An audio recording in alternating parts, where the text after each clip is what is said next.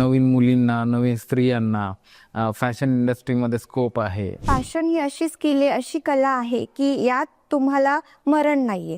Even तुम्ही लॉकडाऊनमध्ये बघितलं, सगळे बिझनेसेस ठप्प झाले होते, पण इवन घरातला एखादा टेलर सुद्धा, लग्न चालूच होते.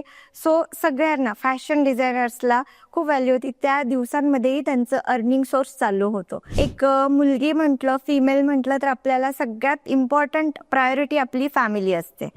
ती आत्ता जरी नवीन मुलींना असं होतं की मी लग्नानंतर हे करणार, पण एक प्रायोरिटी जी आहे, बेसिक गोष्टी ठरलेल्या आहेत त्या ट्रॅडिशन वाईज होणारच आहेत. सो आपल्याला त्या इग्नोर करून आपलं करिअर नाही करायचंय. जर आपण म्हटलं फॅमिली, चूल आणि मूल, चूल, मूल आणि करिअर, ह्या तिन्ही गोष्टी तुम्ही फॅशन सोबत घडवू शकता. कितीतरी लेडीज येऊन माझ्यासमोर अक्षरशः रडतात की मॅडम, प्रत्येक गोष्टीला नवऱ्यासमोर हात पसरावे लागतात. सो मला असं वाटतं की माझ्याकडे प्रत्येक येणाऱ्या लेडीजला मी पायावर उभं करते.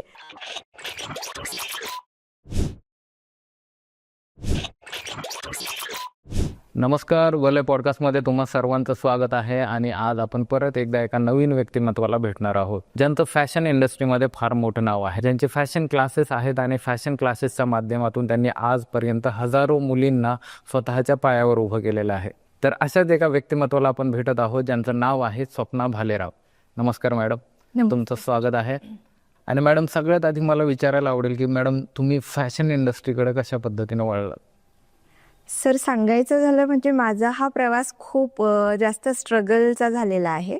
सो म्हणजे असं छोट्याशा सेंटेन्सेसमध्ये मी ते एक्सप्लेन करू शकत नाही.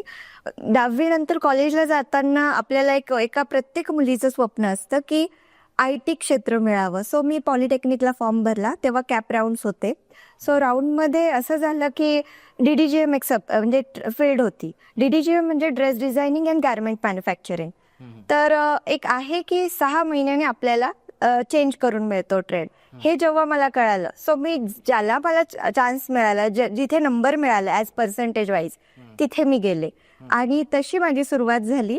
पण सुरुवातीचे 6 महिने माझ्या आयुष्यातले खूप खडतर दिवस होते की मला ITचं स्वप्न होतं आणि मी फॅशनमध्ये आलेली. नंतर 6 महिन्यांनी कळालं की फॅशनमधनं चेंजेस नाही मिळत. तुम्ही कुठलेही सिव्हिल असेल, इलेक्ट्रिकल असेल, यातनं तुम्ही चेंज घेऊ शकता, पण फॅशनमधनं चेंज घेता येत नाही. सो असा माझा इथे प्रवास चालू झाला. थोडक्यात तुम्हाला फॅशन डिझायनिंग मध्ये यायचं नव्हतं? एक्झॅक्टली सर, मला फॅशन हा सब्जेक्ट म्हणजे अननोन होता कम्प्लीट. फॅशन, इवन माझं ग्रॅज्युएशन फॅशनमध्ये कम्प्लीट झाल्यानंतरही मी अदर फील्डमध्ये जॉब शोधत होते. ओके. आणि मग माझी सुरुवात, जेव्हा मला फॅशनची व्हॅल्यू, फॅशनचं इम्पॉर्टन्स कळालं, तिथनं माझं म्हणजे प्रवास चालू झाला. आणि मी जे कन्फ्युजनमध्ये होते ते मी इतर मुलींचे कन्फ्युजन आधी क्लिअर करते की फॅशन ही पण खूप वास्ट आहे आणि मी इग्नोर केलं त्या फील्डला, तुम्ही करू नका. ओके मॅडम, मग आता फॅशन इंडस्ट्रीचं काय महत्त्व आहे किंवा कशा पद्धतीनं नवीन मुलींना, नवीन स्त्रियांना फॅशन इंडस्ट्रीमध्ये स्कोप आहे, तर तुम्हाला काय वाटतं त्याच्यावर? फॅशनमध्ये म्हणजे फॅशन ही अशी स्किल आहे, अशी कला आहे की यात तुम्हाला मरण नाहीये. इवन तुम्ही लॉकडाऊनमध्ये बघितलं, सगळे बिझनेसेस ठप्प झाले होते, पण इवन घरातला एखादा टेलर सुद्धा, लग्न चालूच होते. सो सगळ्यांना, फॅशन डिझायनर्सला खूप व्हॅल्यू होती. त्या दिवसांमध्येही त्यांचं अर्निंग सोर्स चालू होतो. सो फॅशन ही अशी कला आहे की ती तुम्हाला म्हणजे असं मरण नाही येतात, तुमचं इन्कम सोर्स वाढत राहील त्याने. तिथे कुठल्याही क्षेत्रात जा, इवन ड्रेस डिझायनिंग असो, इलस्ट्रेशन असो, ड्राफ्टिंग असो, कटिंग स्टिचिंग असो, ह्या सगळ्या फील्डमध्ये तुम्ही करिअर करू शकता. फॅशन म्हणजे फक्त टेलरिंग नाहीये. फॅशनमध्ये बऱ्याच गोष्टी आहेत. तुम्ही इलस्ट्रेटर म्हणून काम करू शकता, ॲज अ फॅशन मर्चंडायझर म्हणून काम करू शकता. म्हणजे आत्ताचा लोकांचा व्ह्यू चेंज होतोय, पण तरी एक आणखी 2-3 वर्ष लागतीलच की एक्झॅक्ट फॅशन लोकांना समजायला. फॅशन ही कला अशी आहे की तुम्हाला पुढे स्कोप, इवन तुम्ही दुसऱ्या लोकांना घडवण्याचं काम फॅशन थ्रू करू शकता, जे मी करतेय. ओके मॅडम, तुम्ही एक सक्सेसफुल बिझनेस वुमन म्हणून समोर आलेला आहात, तर कुठल्याही स्त्रीला बिझनेस करताना काय काय अडचणी येतात, त्याच्याविषयी तुम्ही काय सांगू शकता? तेवढ्याचसाठी सर मी मुलींना फॅशन डिझायनिंग प्रेफर करते. कारण काय आहे, एक मुलगी म्हटलं, फिमेल म्हटलं तर आपल्याला सगळ्यात इम्पॉर्टंट प्रायोरिटी आपली फॅमिली असते. ती आत्ता जरी नवीन मुलींना असं होतं की मी लग्नानंतर हे करणार, पण एक प्रायोरिटी जी आहे, बेसिक गोष्टी ठरलेल्या आहेत त्या ट्रॅडिशन वाईज होणारच आहेत. सो आपल्याला त्या इग्नोर करून आपलं करिअर नाही करायचंय, ते सोबत सांभाळून आपण करिअर करू शकतो. मला म्हणायचं माझाही तोच व्ह्यू होता की IT क्षेत्र किंवा मग बाहेर जॉब, आपण जेव्हा एज्युकेशन करतो तेव्हा जॉबच्या दृष्टीने करतो. आता माझ्याकडे बरेच ऍडमिशन्स अशा आहेत सर की त्या मुली अगदी 10वी मध्येच प्रिपेअर्ड आहेत की आम्हाला बिझनेस करायचा आहे. सो तशा मुलींना मी खूप छान पद्धतीने गाईड केलंय आणि त्या आल्यात, म्हणजे आपल्याकडे आता त्यांच्या ऍडमिशन्स आहेत. मला काय म्हणायचं, त्यांचा अवेअरनेस असा आहे की मला जॉब करायचा नाही. आणि फॅक्ट इज की तुम्ही as a female, family priority आहे आपली, ती सांभाळून तुमची कला, तुमचं करिअर घडवू शकलात, याहून काही म्हणजे आश्चर्यजनक नाहीये. आणि मेन तुमची ओळख घरच्यांनाही कळते आणि जगासमोरही येते. जर आपण म्हटलं फॅमिली, चूल मूल आणि करिअर, ह्या तिन्ही गोष्टी तुम्ही फॅशन सोबत घडवू शकता. वा मॅडम, चूल मूल आणि करिअर हे तर चांगला, म्हणजे एक नवीन, जसं की चूल आणि मूल होता तिथं, आता त्यामध्ये अजून एक गोष्ट ऍड झाली की चूल मूल आणि करिअर. आतापर्यंत तुम्ही अशा पद्धतीने किती मुलींना, किती स्त्रियांना बिझनेस वुमन किंवा एक स्वतःच्या पायावर उभं केलेलं आहे? सर, आत्तापर्यंत जेवढ्या माझ्याकडे स्टुडंट आले, जेवढ्या मुली आल्या, त्यांना मी जॉब हा कन्सेप्ट डोक्यातनंच काढायला लावते. कारण काय झालं, जेव्हा मी पुण्यात आले, पुण्यामध्ये मी जॉबच शोधत होते. माझं मास्टर्स कम्प्लीट झाल्यानंतर मी पुण्यामध्ये बऱ्याच इंडस्ट्रीज वगैरे फिरली आहे, इंटरव्ह्यूज दिलेत. पण एक मला ऍक्च्युअल ही स्थिती कळाली. मी अगदी 6 महिने अकाउंटंट म्हणून जॉब पण केला.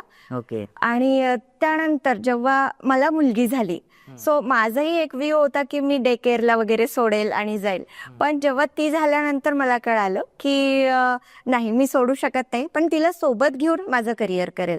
तेव्हा मी घरातनं अगदी छोटेसे क्लासेस स्टार्ट केले. नंतर हळूहळू ॲज अ फॅकल्टी फॅशन डिझायनिंगच्या इन्स्टिट्यूटवर जॉईन झाले. मग ॲटलिस्ट 4-5 वर्ष मी तिथे एक्सपिरियन्स घेतला आणि मग स्वतःचं इन्स्टिट्यूट स्टार्ट केलं. आणि त्यातनं मला एक कळालं की लेडीजला म्हणजे गायडन्सची खूप गरज आहे. कित्येक तरी लेडीज येऊन माझ्यासमोर अक्षरशः रडतात की मॅडम, प्रत्येक गोष्टीला नवऱ्यासमोर हात पसरावे लागतात. सो मला असं वाटतं की माझ्याकडे प्रत्येक येणाऱ्या लेडीजला मी पायावर उभं करते. त्यांचं इन्कम सोर्स अगदी मोठं नाही, पण छोट्यात नका होईना, इन्कम सोर्स कसं ओपन होईल, कसं त्या स्टार्ट करतील, त्यांना भरपूर गायडन्स मी देते. इवन माझ्यासमोर ऑर्डर्स त्यांना कम्प्लीट करायला लावते. सो मला तरी वाटतं की म्हणजे पुढे पायावर उभं राहून सॅटिस्फाईड असतात. सो माझ्या माउथ पब्लिसिटीनेच बरेच ऍडमिशन्स येतात. Okay okay. सो मॅडम, आता म्हणजे हे तर झालं तुम्ही पुण्यामध्ये आल्यानंतर, तर पुण्यात येण्या अगोदर तुम्ही कधी विचार केला होता की तुम्ही फॅशन इंडस्ट्रीमध्येच येताल किंवा फॅशन इंडस्ट्रीमध्ये तुमचं इन्स्टिट्यूट असेल, अशा पद्धतीने कधी विचार केला? अजिबात नाही सर. मला एक कॉर्पोरेट लेवलला जॉब करायचा होता, म्हणजे ते स्वप्न घेऊन मी पुण्यात आले होते. आणि त्यानंतर मुलगी झाल्यानंतर मला तिला सांभाळून, घर सांभाळून माझे क्लासेस स्टार्ट करता आले. आणि त्यातनं म्हणजे मला दोन्हीकडे इक्वल आपल्याला दिलं पाहिजे, म्हणजे इक्वल प्रपोर्शन आपण मॅनेज केलं पाहिजे, वर्क बॅलन्स लाईफ.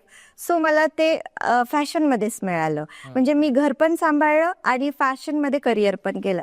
एक मला सॅटिस्फॅक्शन हे आहे की मी तर काम करतीच आहे, पण माझ्या सोबत सगळ्या ज्या माझ्याकडे ऍडमिशन घेणाऱ्या किंवा माझ्या ओळखीतल्या सगळ्यांना मी इन्कम सोर्स किंवा त्यांचं करिअर घडवण्यात मदत करते. म्हणजे स्त्रियांचं जे असतं की त्यांचा कॉन्फिडन्स लेवल फार कमी होतं घरी बसून किंवा घरात असल्यानंतर, तर मग तो कॉन्फिडन्स बूस्ट करण्यासाठी तुम्ही काय करता तिथं? येस सर, कॉन्फिडन्स बूस्ट करण्यासाठी मी पर्सनॅलिटी डेव्हलपमेंट, सेल्फ इंट्रो, अशा प्रत्येक, इवन गव्हर्नमेंटचे कोर्सेस जरी असतील माझ्याकडे, तर मी त्यांना पर्सनल इंट्रो कसा द्यायचा त्यामध्ये त्यांना कळतंय ॲक्च्युली आपण स्वतःला हरवलंय. जेव्हा त्या सांगतात मी हाऊस वाईफ आहे, तेव्हा त्यांच्या डोळ्यातनं अक्षरशः पाणी टपकतं. सो त्या गोष्टी मी त्यांना करते मोटिवेट करण्यासाठी. आणि मला वाटतं त्यातनं बऱ्याच लेडीज आहे की त्या अशा म्हणतात की मॅडम आत्ता तर नाही, म्हणजे आतापर्यंत नाही, पण इथून पुढे नक्की मी माझं करिअर स्टार्ट करेल, यात माझा विचार करेल. इवन सर जगणंही विसरतात मुली. म्हणजे बऱ्याच लेडीज अशा असतात की घरात राहून राहून त्यांना स्वतःचं काही मुलं किंवा हस्बंड ते तर प्रायोरिटी आहेच, पण त्या गोष्टी बाजूला ठेवून स्वतःची स्पेस आहे ते त्यांना माझ्याजवळ आल्यावर कळतं. आणि मी त्यांना बरेचसे self introductions, even personality grooming, personality development असे बरेच सेशन्स मध्ये मध्ये घेत असते, जेणेकरून त्यांना बोलण्याची भीती जाते. इवन त्यांचे प्रेझेंटेशन्स पण आपण घेतो. त्यांना ऑन दी स्पॉट एखादा टॉपिक देतो, त्यावर त्यांना बोलायचं, तर त्यांना असं सुचत नाही काही. तेव्हा त्यांना कळतं, अरे आपलं जग वेगळं आहे आणि आपण वेगळ्याच जगात आहोत. ओके सो अशा पद्धतीने मी त्यांना मोटिवेट करते. ओके मॅडम, तर आता आपल्या इन्स्टिट्यूटमध्ये कुठल्या कुठल्या प्रकारचे कोर्सेस आहेत? आपल्या इन्स्टिट्यूटमध्ये फॅशन डिझायनिंग रिलेटेड जवळजवळ 25 कोर्सेस आहेत. मग त्यात बेसिक टू ॲडव्हान्स डिप्लोमा आहे, बेसिक ड्रेस डिझायनिंग डिप्लोमा आहे, त्यानंतर इलिस्ट्रेशनचे असे शॉर्ट टर्म कोर्सेस पण आहेत आणि लॉंग टर्म कोर्सेस पण आहेत. इवन आपण डिग्रीसुद्धा प्रोव्हाइड करतो त्यांना सावित्रीबाई फुले युनिव्हर्सिटीमधनं. म्हणजे आपल्याकडचे जेवढे स्टुडंट आहेत तर कॉलेजेसमध्ये त्यांना डायरेक्ट डिग्रीला ॲडमिशन्स मिळतात. म्हणजे फॅशन डिझायनिंग हा डिग्री, PhD सगळं तुम्ही त्यात करू शकता, पण लोकांना त्याचा अवेअरनेस नाही आहे. इवन बरेच माझे स्टुडंट असे आहेत, फॅशनला ॲडमिशन घेऊन त्यांनी BCom आणि BAचे ॲडमिशन्स घेतलेले आहेत. का तर की डिग्री हवी आहे. पण डिग्री का, तुम्हाला स्किल्स हव्यात ना, त्या डेव्हलप करा तुम्ही. मी त्यांच्या पॅरेंट्सला आत्ता रिसेंटली बोलावून गाईड केलं आणि त्यांना फॅशनमध्येच ॲडमिशन घ्यायला सांगितलं. मॅडम, फॅशन डिझायनर म्हणून तुमच्या आयुष्यातली सगळ्यात आनंदायी गोष्ट कुठली आहे? सर, फॅशन डिझायनिंग म्हणूनच नाही म्हणता येणार आपल्याला, पण माझ्या जीवनातली आनंद गोष्ट म्हणजे की मी लेडीजला, महिलांना घडवण्याचं काम करते, सोशल वर्क म्हणूनही. आणि माझ्यामुळे मी एक कारण मात्र आहे की त्या पुढे जाऊन स्वतःचं करिअर करतात. ही माझ्यासाठी सर्वात महत्त्वाची आणि आनंदाची गोष्ट आहे. मॅडम, मग यशस्वी फॅशन डिझायनर होण्यासाठी सगळ्यात महत्त्वाचे कौशल्य किंवा असे कुठले टॅलेंट आहे की ते त्या व्यक्तीमध्ये असलं पाहिजे? सगळ्यात इम्पॉर्टंट मध्ये म्हटलं ना सर, तर सगळ्यात इम्पॉर्टंट आहे तुमचं कम्युनिकेशन स्किल. अगदी तुम्हाला स्टिचिंग नॉलेज नसेल, इलिस्ट्रेशन नॉलेज नसेल, सगळ्यात इम्पॉर्टंट तुमचं कम्युनिकेशन. तुम्ही तुमच्या येणाऱ्या क्लायंटला हँडल कसं करता, तो एक डिझाईन देईल. पण तुम्हाला ते डिझाईन छान दिसतंय नाही, एलिमेंट्स ऑफ फॅशन ह्या सगळ्या गोष्टी तुम्हाला कम्पेअर करून त्याला कन्व्हिन्स करता आलं पाहिजे. आता तुम्ही फॅशन डिझायनर आहात, सो तुमच्याकडे टेलर, तुमच्याकडे वर्कर स्टाफ असणारच आहे. पण तुम्हाला ती डिझाईन तुमची त्यांना कशी विकायची आहे हे तुमच्यावर डिपेंड आहे. तुमच्या स्किलवर, बोलण्याच्या स्किलवरून ते तुम्ही कन्व्हिन्स करू शकता. सो स्किल आहे, कम्युनिकेशन स्किल तुमची छान असली पाहिजे. आणि सेकंड म्हणजे की तुमचं सगळंच नॉलेज, तुम्हाला अवेअरनेस, ट्रेंड काय चालू आहे ह्या सगळ्या गोष्टींचा अभ्यास तुमचा असला पाहिजे. डिझायनर्स कुठले आहेत, आता ट्रेंडी डिझाईन्स कुठले आहेत, तुम्ही कुठल्या ट्रेंड सेट करू शकता, त्यानंतर मार्केटमध्ये किती दिवस तो ट्रेंड राहू शकतो, ह्या सगळ्या गोष्टींचा अभ्यास, कपड्यांचं नॉलेज, इवन फॅब्रिक डिझायनिंग, कुठले फॅब्रिक याचे पॅटर्न्स कुठले चालतात, ह्या सगळ्या गोष्टींचा अभ्यास आपल्याला असायला हवा. कलर कॉम्बिनेशन, त्यानंतर principles of fashion, elements of fashion, हे जे इन्ग्रेडियंट्स आहेत की कुठलंही डिझाईन करताना, कुठलंही डिझाईन डेव्हलप करताना तुम्हाला हे इन्ग्रेडियंट्स हवेच असतात. सो त्याचा तुम्हाला बेसिक कन्सेप्ट क्लिअर असला ना सर, तर कुठलाही पॅटर्न तुम्ही छान डिझाईन करू शकता. इवन फिगरवरनं कुठल्या बॉडी टाईपला कुठल्या लाईन्स, कुठले फॉर्म्स जातील, याचा जर आपल्याला चांगला स्टडी असेल तर कस्टमर कधी अनहॅप्पी राहणार नाही. सो तुमच्या ह्या सगळ्या स्किलचा अभ्यास तुम्हाला असायला हवा आणि त्यातनं तुम्हाला तो कन्व्हिन्स करता आला पाहिजे. ओके मॅडम, आता सध्या फॅशन इंडस्ट्रीमध्ये काय वेगवेगळे बदल होत आहेत? फॅशन इंडस्ट्रीमध्ये चेंज असा आहे की तो प्रत्येक ग्रुप एक्सेप्ट करतोय. पूर्वी कसं व्हायचं की ओल्ड ग्रुप किंवा फिमेल किंवा जेंट्स किंवा किड्स यांच्यामध्ये एवढा अवेअरनेस होता, पण यामध्ये ते अप टू डेट राहण्याची जी सवय होती ती पहिले नव्हती. आता कसं प्रत्येकाला अप टू डेट राहावं लागतं as a profession, as a career. So fashion हा खूप फॅक्ट म्हणजे त्यांना रिफ्लेक्ट करतो. सो मॅडम, हे फॅशन डिझायनिंग शिकण्यासाठी मिनिमम शिक्षण काय असणं गरजेचं आहे? तसं तर शिक्षणाला वय नाहीये, वयाची अट कुठेच नाहीये. पण तरीही बेसिक टू ॲडव्हान्स डिप्लोमा करायचा असेल तर 10+ 10 to+ असा हवा आहे. पण माझ्याकडे सर म्हणजे सांगायचा माझा हा एक्सपिरियन्स की अगदी 60-60 वर्षाच्या लेडीजला सुद्धा मी शिकवलंय. आणि त्यानंतरही त्यांच्यात एक आवड असते की आता करायचं काय. मुलं झाले, मोठे झाले, त्यानंतर त्यांच्याकडे बराच टाईप असतो की करायचं काय. अशाही लेडीज येतात की मॅडम आता माझ्याकडे करायला काही नाहीये आणि मला फॅशनची आवड होती पूर्वी, आता मला ती करायची आहे. सो अशाही लेडीज येऊन शिकतात आपल्याकडे. सो फॅशनला वयाची अट नाहीये आणि शिक्षणाची अट नाहीये, कारण फॅशन ही एक कला आहे. ती प्रत्येकाला आपली जोपासायची असते आणि ती प्रत्येकाला जगायला म्हणजे कोणत्याही वयात ती सुरुवात करू शकतात. सो मॅडम, नवीन फॅशन डिझायनर्स असतात आजकाल. फॅशन इंडस्ट्रीमध्ये आल्यानंतर सगळ्यात जास्त करणाऱ्या चुका तुम्ही बघत असाल की कुठल्या चुका करतात नवीन फॅशन डिझायनर्स? नवीन फॅशन डिझायनर सर फिनिशिंगवर काम करत नाही. सगळ्यात इम्पॉर्टंट म्हणजे फिनिशिंग असते. तुमची स्टाईल कितीही डिसेंट असू द्या आणि अगदी काहीतरी वेगळंच असावं असं नाही, पण त्या कपड्याचा ब्रँड, त्या कपड्याची फिनिशिंगवरच डिपेंड असतो. तुम्ही कित्येक तरी डिझायनर्सचे ड्रेसेस बघत असाल, त्यांची फिनिशिंग अगदी स्टार्टिंग टू एंड फिनिशिंगवर काम असतं. त्यानंतर कलर कॉम्बिनेशन आहे, फॅब्रिक्स आहेत, असे बरेच पॅटर्ननुसार असतात. पण याच्यात काय होतं, नवीन डिझायनर्स काय करतात ना, ते त्यांच्यानुसार ड्रेस डिझाईन करतात. समोरची बॉडी, फिमेल फिगर, ह्या सगळ्या गोष्टींचा स्टडी त्यांनी करायला हवा. त्यानुसार जर कस्टमरला तुम्ही डिझाईन्स दिली तर ते हॅपी होतील आणि आणखी तुम्हाला कस्टमर्स देतील. सो मला असं वाटतं की तुम्ही सगळ्यात पहिले, जेही नवीन फॅशन डिझायनर्स आहेत, त्यांनी सगळ्यात पहिले बॉडी टाईप्सचा विचार करायला हवा आणि आपले प्रिन्सिपल्स ऑफ फॅशन त्याचा विचार करायला हवा. मॅडम, आपल्या फॅशन इन्स्टिट्यूटचं नाव काय आणि तुम्ही कशा पद्धतीनं विद्यार्थ्यांना शिकवता तिथं? सर, आपल्या फॅशन इन्स्टिट्यूटचं नाव आहे SB फॅशन इन्स्टिट्यूट. त्यामध्ये आपली टॅगलाईन आहे fast track courses to success. म्हणजे आपल्या इथे येणारा प्रत्येक कोर्स जो कॅन्डिडेट आहे, जो कुठलाही कोर्स केला त्याला आपण सक्सेस दिल्याशिवाय राहत नाही. म्हणजे कसं, इवन आरीवर्क आहे तर आरीवर्कमध्ये आपण त्यांना क्लास झाल्यानंतर ऑर्डर्स देतो. त्यानंतर फॅशन डिझायनिंग आहे. फॅशन डिझायनर्स जे आपल्या इथे आहेत, म्हणजे फॅशन डिझायनिंगचे जेवढे कोर्सेस आहेत त्यात आपण त्यांना म्हणजे प्लेसमेंट ऑफर केलेली आहे. 100% प्लेसमेंट आहे. त्यानंतर असेच काही सब्जेक्ट्स आहेत जे मास्टर्सला आहेत फॅशनमध्ये. पूर्ण सिलेबस मी कव्हर केलाय. इवन मी आत्ता रिसेंटली फॅशन शो घेतला होता. सो मी तिथल्या आपल्या युनिव्हर्सिटीच्या मेंबर्सला तिथे ॲज अ गेस्ट बोलवलं होतं. तर त्यांनी माझं सिलेबस बघून कौतुक केलं की स्वप्ना, तू किती सिलेबस त्यात ऍड केलाय. सो आपल्याकडे कसं प्रत्येक इयरला 6 सब्जेक्ट्स आहेत आणि त्यामध्ये 0 to 100% जे आहे फॅशन डिझायनिंग रिलेटेड ते पूर्ण आपण कव्हर केलंय. इलस्ट्रेशन्स आहेत, त्यानंतर मर्चंडायझिंग आहे, फोरकास्टिंग आहे, त्यानंतर अगदी तुम्हाला सुईंगचं काहीच नॉलेज नाहीये, फॅशनचं काहीच नॉलेज नाहीये, अगदी पॅन्डलिंगपासनं सुईमध्ये दोरा ओवण्यापासनं आपण ट्रेनिंग देतो आणि प्रत्येकाचे फोल्डर्स बनवून घेतो. त्यांनी वर्षभरात जे काही केलंय त्याचा पोर्टफोलिओ बनवून घेतो. त्याने काय होतं की जेव्हाही त्यांच्या आयुष्यात कधी स्वतःचं इन्स्टिट्यूट टाकतील किंवा अगदी कुठे जॉबला जातील तर त्यांचा डेटा त्यांच्याकडे असेल. प्रत्येकाला कंपल्शन आहे की तुम्ही जे काही केलंय ते ॲज अ फोल्डर सबमिट करायचं आणि चेक करून तुमच्याच करिअरसाठी आम्ही ते बनवून घेतोय. सो त्यांचा पूर्ण सिलेबस आपण कव्हर केलाय.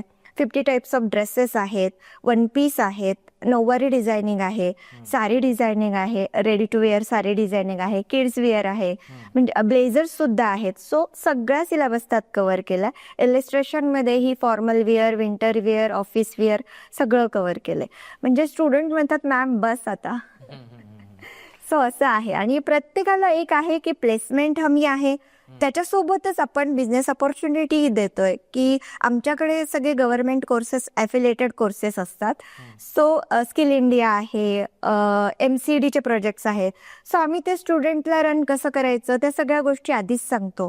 इवन लोन प्रोसेस काय असते, एखादा बिझनेस स्टार्ट करायला डॉक्युमेंटरी काय काय लागतं ते सगळं आपण इथे शिकवतो. त्यांचे सेशन्स घेतो की त्यांना, कारण मला माहिती आहे, मी स्वतः खूप स्ट्रगल केली आहे SB फॅशन इन्स्टिट्यूट उभा करायला. आणि मला माझ्या मिस्टरांनी खूप सपोर्ट केला यामध्ये, की आत्ता मी जे काही आहे त्यांच्या सपोर्टमुळेच आहे. सो मी जी स्ट्रगल केली आहे, जे मी फेस केलं आहे, इवन आपल्याला माहिती नसतं शॉप ॲक्ट कसं कुठून काढायचं, डॉक्युमेंट्स काय लागतात, मशिनरीज कुठून घ्यायच्या किंवा इवन त्या रिपेअरिंग करायला कोण बोलवायचं. सो मी ते नॉलेज पूर्ण 0 to 100% माझ्या स्टुडंटला प्रोव्हाइड करते, जेणेकरून मी जे फेस केलंय ते त्यांनी त्यांच्या आयुष्यात फेस नको करायला. ओके मॅडम, तुम्ही जर प्लेसमेंट देता तर कुठे कुठे आपल्या इन्स्टिट्यूटमधून प्लेसमेंट देता तुम्ही? सर, जवळपासच्या जेवढ्या कंपन्या आहेत, ज्या गारमेंट इंडस्ट्रीज आहेत, त्या गारमेंट इंडस्ट्रीजमध्ये मी टाईप करून ठेवलेलं आहे. इवन आपण आपल्या कोर्सच्या ड्युरेशन्समध्येच त्यांना 3 मंथचं ट्रेनिंग तिथे म्हणजे ट्रेनिंग असतं. सो तेही त्यांना प्रोव्हाइड केलं आहे. त्यामध्ये ते शिकतात आणि तिथे प्लेसमेंट त्यांची आहे. म्हणजे जवळपासच्या जेवढ्या गारमेंट इंडस्ट्रीज आहेत तिथे आहे. इवन बुटिक्स आहेत. इवन आपले जे इन्स्टिट्यूट आहेत तिथेही आपण SB फॅशनमध्येही त्यांना ॲज अ फॅकल्टी रोल म्हणजे देऊ शकतो. सो त्यांना 100% प्लेसमेंट आहेच. पण तरीही मला त्यांना आवर्जून सांगणं आहे, मला माझ्या आयुष्यात वुमन एंटरप्रेन्युअर्स घडवायच्यात. सो मी ते काम अगोदर करते आणि प्लेसमेंट तर आपण प्रोव्हाइड करतोच. सो मॅडम, फॅशन इन्स्टिट्यूट तर बरेच आहेत, प्रत्येक एरियामध्ये वेगवेगळे फॅशन इन्स्टिट्यूट आहेत, तर मुलींनी SB फॅशन इन्स्टिट्यूटच का निवडलं पाहिजे? खूप छान प्रश्न विचारला सर तुम्ही. ॲक्च्युली SB फॅशन इन्स्टिट्यूट का? कारण की इथे टाइम लिमिटेशन्स नाही आहेत. तुम्हाला आता ॲज अ विमेन म्हटलं तर बरेच त्यांना फॅमिलीचे प्रॉब्लेम्स, त्यांच्या लाईफचे प्रॉब्लेम्स असतात. सो ते हँडल करत करत त्यांना त्यांचं करिअर घडवायचंय. सो माझ्या अगदी 2011 पासनं म्हणजे आपल्या फॅशन इन्स्टिट्यूटला ऑलमोस्ट एक 10 ते 12 वर्ष कंप्लीट झालेत. सो तेव्हापासूनचे स्टुडंट मला आत्ताही कनेक्ट आहेत. माझ्याकडे दुसऱ्या क्लासेसमध्ये काय होतं, एक ड्युरेशन असतं, त्या ड्युरेशन नंतर तुम्हाला एंट्री नाहीये. ॲटलिस्ट त्या कोर्सशी रिलेटेड प्रॉब्लेम्स तरी तुम्ही तिथे घेऊन जाऊ शकत नाहीत. पण आपल्याकडे एक कमिटमेंट ही आहे की तुम्ही एखाद्या कोर्सला जर कमिटेड आहात, सो तो कोर्स कंप्लीट झाल्यानंतरही तुम्ही आयुष्यात कधीही त्या रिलेटेड प्रॉब्लेम्स घेऊन या, कॉल करा, तिथे तुम्हाला सोल्युशन दिलं जाईल. इवन ड्युरेशनमध्ये आता कुणी फास्ट लर्नर असतं, कुणी स्लो लर्नर असतं. सो प्रत्येकाचं आपण कॉम्पिटिशन नाही ठेवू शकत. सो त्यांना त्यांच्या वेनुसार, जे फास्ट लर्नर आहे त्यांना त्यांच्या स्पीडनुसार आपण देतो. आपले जे एज्युकेशन आहे अशी टेक्निक ठेवली आहे की जे स्लो लर्नर आहेत त्यांना त्यांच्या वेळेनुसार वेळ दिला जातो. इवन आता अगदी प्रिन्सेस ब्लाउजचा पॅटर्न घेतला, बऱ्याच वेळा असं होतं की एक बॉडीला तो फिट बसेल, म्हणजे 32ला तो प्रॉपर बसेल, 38ला बसणार नाही. तो आपण त्यांच्याकडनं अगदी 5 टाइम्स ते करून घेतो. सो तेवढी हमी आहे की तुम्हाला 100% येईपर्यंत, वी कॅन से की तुम्ही 100% इन्कम सोर्स जनरेट करेपर्यंत आम्ही तुम्हाला टीच करू. तेवढी कमिटमेंट आहे की तुम्ही कधीही आयुष्यात ते प्रॉब्लेम्स घेऊन आमच्यापर्यंत या, आम्ही सॉल्व्ह करून देऊ. ओके मॅडम, असं एखादं उदाहरण आहे का की तुम्ही त्यांना शिकवलंय, तुमच्या SB फॅशन इन्स्टिट्यूटमधून त्यांनी कोर्स केलेला आहे आणि आता ते सक्सेसफुली फार मोठा बिझनेस करतात अशा टाईपमध्ये? हो सर, बऱ्याच मुली आहेत की ते स्वतःचे बिझनेसेस रन करतात. अगदी सुप्रिया वगैरे बऱ्याच आहेत की त्यांना मशीनच्या पेंडलिंगही येत नव्हत्या, मशीन रन करता येत नव्हती, कशी चालवायची ते कळत नव्हतं. तिथनं म्हणजे अगदी बऱ्याच फ्रेशर असतात मुली, 10वी पास झाल्यानंतर त्यांना त्या गोष्टी अगदी घरात कितीही सांगितलं करा तरी त्या करत नसतात. पण इथे आल्यानंतर अगदी तिथनं आपण सुरुवात केली आणि त्यांनी त्यांचे बिझनेसेस सेट केलेले आहेत. इवन घरी बसूनही आपणही त्यांना ऑर्डर्स देतो की तुम्ही सपोज एखादा क्लास केलाय, आता एखादी स्टुडंट आहे की ती ब्लाऊजमध्ये परफेक्ट आहे, सो आपण तिला ऑर्डर्स देतो. जवळपासचे बुटिक्सही ऑर्डर्स देतात आणि ते घरूनही त्यांचं काम चालतं. तरी असे स्टुडंट आहेत की त्यांनी स्वतःचे बुटिक्स स्टार्ट केलेले आहेत, जसं प्राजू आहे, प्राजक्ता आणि सुप्रिया, म्हणजे आता बरेच आहेत. ओके, तुमचे स्टुडंट्स आहेत म्हणून Praju, Supriya. Okay. So madam, ज्यावेळेस मुली फर्स्ट टाइम तुमच्याकडे येतात इन्क्वायरीसाठी, तर बऱ्याच वेळा प्रत्येकाचा समज असा असतो की फॅशन डिझायनिंग म्हणजे टेलरिंग. सो असं बऱ्याच लोकांचा माइंडसेट असतो, तर त्याच्याविषयी तुम्ही काय सांगतात? सर, तो कन्सेप्ट बदललाच नाही आणखी. बऱ्याच लोकांचा, आता परवाच एक आळंदीवरून इन्क्वायरी आली होती मला, म्हणजे एक भाऊ आणि बहीण आले होते. ते एक कन्सेप्ट होती त्यांच्या डोक्यात, फॅशन इन्स्टिट्यूट म्हटलं तर आपल्याला टेलरिंग क्लास शिकायला मिळेल. सो ते आले होते. त्यांना आल्यानंतर मी त्यांना काउन्सिलिंग केलं. त्यात त्यांना कळालं अरे फॅशन हे आहे. सो आपले सब्जेक्ट आपलं सगळं त्यांना आपण फॅशन शोज पण ठेवतो स्टुडंट्ससाठी. इव्हन नॅशनल शोज असतात त्यात आपण त्यांना कॉम्पिटिशनसाठीही पाठवतो. स्टुडंट्सला प्लॅटफॉर्म आपण खूप जास्त देतो. सो त्यांना इथे आल्यावर हे फॅशन असतं. खूप आश्चर्य झालं. त्यानंतर ते म्हणाले की मॅडम आम्हाला फॅशन ही कन्सेप्टच कळाली नव्हती, ती आत्ता कळाली. म्हणजे टेलरिंग हा कन्सेप्ट फक्त स्टिचिंगशी रिलेटेड आहे. आणि फॅशन डिझायनिंग हा खूप वास्ट सब्जेक्ट आहे. म्हणजे आपण अगदी स्टायलिंग आलं, त्यानंतर मर्चंडायझिंग आलं, फोरकास्टिंग आलं, बऱ्याच गोष्टी की ते आपण फॅशनमध्ये आहेत. पण ते टेलरिंग व्ह्यू एकच म्हणजे व्ह्यू सगळ्यांनी पकडलाय. सो आत्ता तरी सगळ्यांनी चेंज करा हा व्ह्यू. आणि फॅशन डिझायनिंग हा खूप वास्ट सब्जेक्ट आहे. SB फॅशनला तुम्हाला अगदी माहिती नसेल तर एकदा व्हिजिट द्या SB फॅशनला आणि आम्ही तुम्हाला काउन्सिलिंग करू की एक्झॅक्ट डेफिनेशन काय फॅशन डिझायनिंगची. ओके मॅडम, जे नवीन स्टुडंट्स आहेत किंवा नवीन मुली आहेत ज्यांना फॅशन डिझायनिंग करायचं आहे त्यांच्यासाठी तुम्ही काय सांगाल? म्हणजे फॅशन डिझायनिंग करायचं तर खूप छान गोष्ट आहे सर. बरेच असे कन्सेप्ट्स असतात की आपल्याला लग्नानंतर फॅमिली सांभाळून, मुलं सांभाळून आपल्याला आपलं करिअर घडवणं पॉसिबल होत नाही. तुम्ही 8 तास कंपन्यांमध्ये जाऊ शकत नाही. त्यानंतर अगदी बाहेर इंजिनियर्स म्हटलं तरी बाहेर त्यांना पॉसिबल होत नाही. इवन IT वाले रात्री नाईट शिफ्ट्स करावे लागतात. नर्सिंगवाले त्यांना प्रॉब्लेम काय होतो, नाईट शिफ्ट त्यांनाही कंपल्सरी असतं. म्हणजे एक ओव्हरऑल सगळ्या फील्डमध्ये मी सांगेल की जॉब कंपल्सरी आहे. त्यांना 8 तास बाहेर राहणं म्हणजे राहावंच लागतं. त्या गोष्टी आपण इथे टाळू शकतो. फॅशन डिझायनिंगला तुम्ही येऊ शकता कारण तुम्ही तुमचं वर्क लाईफ बॅलन्स करू शकता. तुमचं करिअरही घडतंय, फॅमिलीही सांभाळता. म्हणजे फॅशन डिझायनिंग असं नाहीये ना की तुम्ही अगदी बाहेर जाऊनच मोठं काही करा. फॅशन डिझायनिंगमध्ये तुम्ही मेन काय आहे, वुमेन एंटरप्रेन्युअर. त्यामध्ये तुम्हाला एक आहे की स्वतःच्या पायावर उभं राहायचंय. 2 पैसे स्वतः, नवरा तुमचा करोडपती असू देत पण स्वतःचे 2 पैसे पाहिजे जे अकाउंटला तुम्हाला हिशोब न देता खर्च करता आलं पाहिजे. कुठलीही आवडीची गोष्ट घ्यायची तर तुम्हाला त्याची किंमत बघावी लागली नाही पाहिजे. किंवा अगदी आता नवऱ्याला काय आन्सर द्यायचंय किंवा काय जुगाड करायचंय तसं काही झालं नाही पाहिजे. म्हणजे तुम्ही स्वतःचे इन्कम सोर्स जनरेट केले पाहिजे आणि तो फॅशन डिझायनिंगमध्ये इझिली होऊ शकतो. म्हणूनच माझं नवीन फ्रेशर मुलीला सांगणं आहे की तुम्ही फॅशन डिझायनिंग जॉईन करा आणि तुमच्या कला डेव्हलप करा. ओके, ज्या गृहिणी असतात त्यांना फॅशन डिझायनिंग त्यांच्या आयुष्यामध्ये कसा बदल आणू शकतं? ॲक्च्युली ना सर, बऱ्याच गृहिणी अशा असतात की त्या अगदी 1-1 रुपयासाठी तरसतात. त्यांचं काय होतं की हस्बंड जेवढे पैसे देतात लिमिटेड त्याचा हिशोब त्यांना द्यायचा असतो आणि मुलांनी काही मागितलं तरी त्या डिसिजन घेऊ शकत नाहीत की अरे मी देऊ शकते किंवा मग पप्पांना विचारते मग देऊ, आपण नंतर घेऊ. हे कारण त्यांना खूप हर्ट करत असतात. सो याच्यामध्ये त्यांनी अगदी एक ब्लाऊज जरी स्टिच केला सर तरी आता 800-500 अशी रेंज मिळते. सो ह्या गोष्टी रिकवर होऊ शकतात त्यांच्या लाईफमध्ये. म्हणजे लग्नानंतर बराच स्पेस त्यांचा गेलेला असतो, बरंच ड्युरेशन गेलेलं असतं आणि त्यांची मेंटॅलिटी नसते की तुम्ही बाहेर जाऊन कुठे प्रोफेशनल IT मध्ये किंवा इंजिनिअरमध्ये कंपन्यांमध्ये जॉब करावा आणि त्यांना तेवढा वेळ पण नसतो आणि घरचेही फ्रीडम देत नाहीत. मग फॅशन डिझायनिंग करून तुम्ही तुमचं करिअर स्टार्ट करू शकता. अगदी घरातही तुम्ही म्हणू शकता की मी ॲटलिस्ट ब्लाऊज स्टिच करते, ड्रेस स्टिच करते, इन्कम जनरेट करते, माझं स्वतःचं एक अस्तित्व आहे. हे त्यांना म्हणजे खंबीरपणे सांगता येईल लोकांसमोर. आणि जो काही ते मुलं चॉकलेट मागतात तो खर्च ते म्हणजे स्वबळावर करू शकतील. हो, बरोबर आहे. म्हणजे गृहिणींनी तरी आता घरात बसू नये.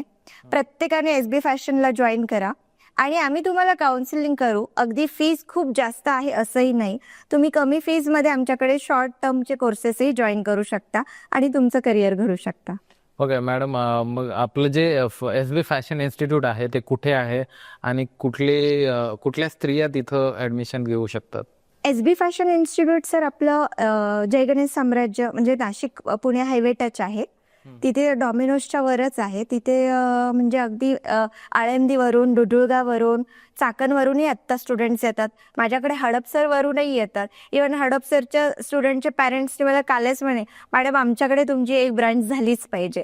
म्हणजे असं आहे की आपण क्वालिटी दिली की स्टुडंटचे म्हणजे माउथ पब्लिसिटीने बरेच लोक आत्तापर्यंत मला कनेक्ट झाले.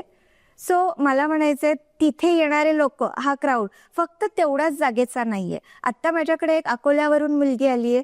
ती भोसरीमध्ये भावाकडे राहतीये आणि फॅशन डिझायनिंग तिने ऑनलाईन सर्च केलं होतं जस्ट डायलला. तिथनं ती आली आणि माझ्याकडे ॲडमिशन घेतलं. परवाच एक मुलगा आला होता त्याच्या बहिणीला घेऊन ॲडमिशनसाठी.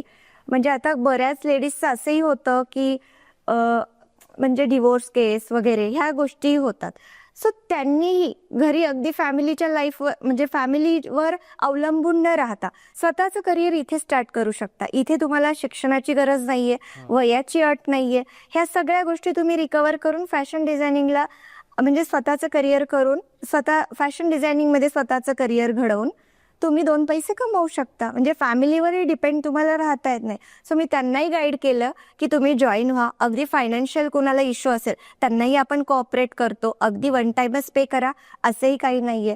बऱ्याच असे वॉचमॅन्स आहेत की त्यांना आपण फ्री गाईड केले, आत्तापर्यंत फ्री ट्रेन केले की जेणेकरून त्यांचा इन्कम सोर्स म्हणजे जनरेट झाला पाहिजे. म्हणजे एकंदर आपल्या इथे येणारा क्राऊड हा बरंच दूरदूरून येतो. देहू रस्त्यावरून येतो, त्यानंतर निगडीवरून काही स्टुडंट आहेत, चरोलीचे बरेच स्टुडंट आहेत, भोसरीचे आहेत. आपल्या SB fashion institute Nashik Pune highway, Jai Ganesh Samrajya, डॉमिनोजच्या वर मोशी प्राधिकरण सेक्टर 4 मध्ये आहे. भोसरी जवळच आहे. तिथनं हार्डली भोसरी, चाकण, चरोली, निगडी हे एक 10 किलोमीटरच्या प्रिमायसेसमध्येच आहे. सो मॅडम, आजकाल मुली फार कन्फ्युजनमध्ये असतात की त्यांना आयुष्यामध्ये काय करिअर करायचं हेच त्यांना माहिती नसतं. क्षणात हे करायचं, क्षणात ते करायचं असं त्यांचं होत असतं. तर अशा मुलींसाठी फॅशन डिझायनिंग कशा पद्धतीनं हेल्पफुल होऊ शकतं? बरोबर आहे सर. मुली कन्फ्यूज असतात कारण एक फॅमिली बॅकग्राऊंड या सगळ्याच गोष्टी आणि मुलींना असतं एक त्यांच्यावर प्रेशर असतं लग्नाचं.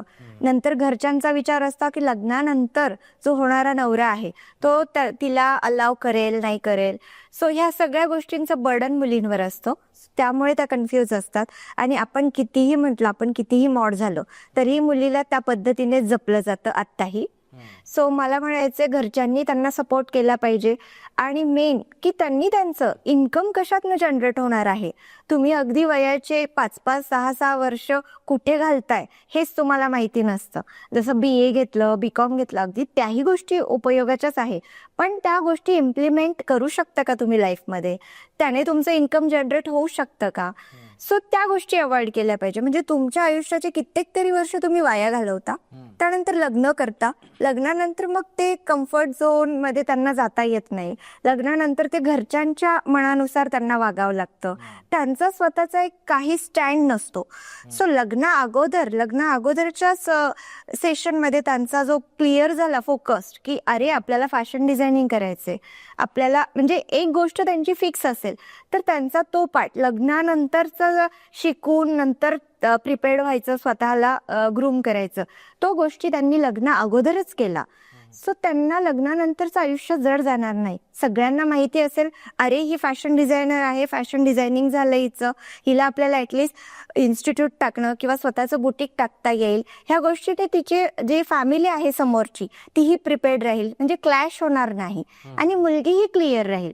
मुलीचं असं असतं की ती इंजिनिअरिंग करते, मग लग्नानंतर तिला जॉब करणं पॉसिबल नाही किंवा फॅमिली सपोर्ट नसतो. ह्या सगळ्या गोष्टी नंतर ती भरकटत जाते, नंतर ती घरी राहते. अगदी कित्येक तरी स्टुडंट्स मी असे बघितलेत की फार्मसी झाल्यानंतर, लग्न झाल्यानंतर माझ्याकडे ॲडमिशन्स घेतलेत. अगदी त्यांच्या वयाच्या 40व्या वर्षी माझ्याकडे ॲडमिशन्स घेतलेत.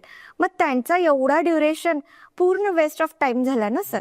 सो तो टाइम वाचवावा म्हणून घरच्यांनी अगोदरच स्टुडंट्स म्हणजे मुलींना त्यांच्या सपोर्ट करावा. त्यांचं एक फिक्स जे करिअर आहे ते घडवून घ्यावं लग्न अगोदरच. नंतर त्यांना त्यांचं पुढचं लाईफ सोयीस्कर जाईल. तर मुली कितीही म्हटल्या तरी त्यांना माहिती आहे आत्ता समाजानुसार कसं वागायचंय, फॅमिली मस्ट आहे, ह्या सगळ्या गोष्टी त्या हँडल करून त्यांचं करिअर सांभाळतील. लग्नानंतर त्यांना तो टास्क खूप कठीण जातो की अरे आता करायचं काय, घरी तर बसायचंच आहे पण याचं करायचं काय, फॅमिलीला तर सांभाळायचंच आहे पण मग आयुष्यात पुढे काय, स्वतःचं स्टँड काय, ह्या सगळ्या गोष्टींना त्यांनी लग्न अगोदर प्रिपेअर्ड करावं. सगळ्या पॅरेंट्सला माझी हीच सांगण्याची इच्छा आहे की तुम्ही तुमच्या मुलींना लग्ना अगोदर प्रिपेअर करा. काय त्यांच्या अंगी कला आहे, गुण, त्यांच्यावर कुठलंही प्रेशर न देता त्यांना तुम्ही सपोर्ट करून त्यांच्यात ज्या कला आहेत त्यांना तुम्ही पुढे आणण्याचा प्रयत्न करा. त्या लग्ना अगोदरच शिकवा, जेणेकरून तिचं लग्नानंतरचं लाईफ सुखकर होईल. सो मॅडम, एस बी फॅशन इन्स्टिट्यूट फार चांगल्या पद्धतीनं महिलांना एम्पॉवर करण्याचं काम करत आहे. तर मॅडम, हे तर झालं पुणे आणि पिंपरी चिंचवड या भागातील स्त्रियांसाठी आपण हे सगळं करतोय, मुलींसाठी हे सगळं करतोय. पण महाराष्ट्रातील अजून काही स्त्रियांना जर एस बी फॅशन इन्स्टिट्यूटमधून कोर्सेस करायचे असतील आणि ते इथे येऊ शकत नसतील, तर त्यांच्यासाठी आपण अजून वेगळ्या पद्धतीनं कसं बाहेर येतोय?